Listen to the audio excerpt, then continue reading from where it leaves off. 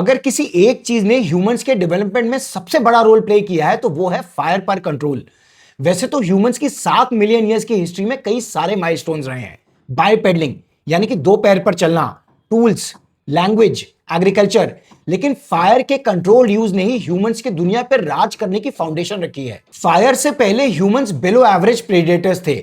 हम सिर्फ कुछ छोटे जानवरों को ही खुद मार पाते थे और बड़े जानवरों की बॉडी को हम वल्चर्स की तरह ढूंढकर उनका रॉ मीट खाते थे। रॉ मीट को खाने और डाइजेस्ट करने के लिए बिल्कुल अलग फिजिकल एट्रीब्यूट्स चाहिए, बड़े दांत और जॉज, और बड़े इंटेस्टाइन्स, डाइजेस्टिव ट्रैक्ट्स और डाइजेस्टिव एंजाइम्स। खाना और डाइजेशन इतनी एनर्जी कंज्यूम करते थे कि ब्रेन के डेवलपमेंट के लिए ज्यादा एनर्जी बचती ही नहीं थी।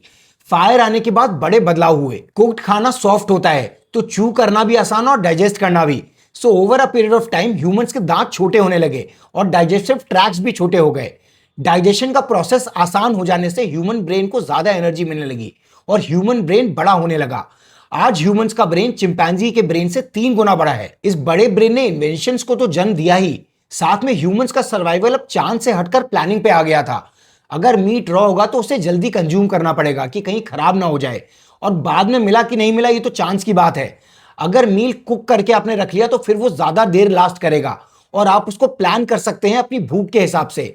इससे ह्यूमंस का सर्वाइवल उनके हाथ में आ गया। फायर की वजह से ही इंसान अफ्रीका के वार्म क्लाइमेट से निकलकर ठंडी जगहों पे जाने लगे, और फायर ने इंसान को एक और वेपन दे दिया बाकी जानवरों से अपने आप को बचाने का। फायर ने ह्यूमंस की सन पे डिपेंडेंस थोड़ी सी कम कर दी।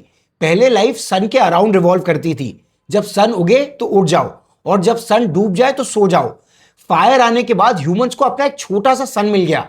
अब वो सन डूबने के बाद भी अपनी लाइफ एंजॉय कर सकते थे। इससे आगे चल के ह्यूमंस में बॉन्डिंग हुई और लैंग्वेजेस और कम्युनिकेशंस डेवलप हुए, जिससे कई सारे चेन रिएक्शंस ट्रिगर हुए। अगर आपको ये अच्छा लगा तो इसे शेयर जरूर कीजिएगा।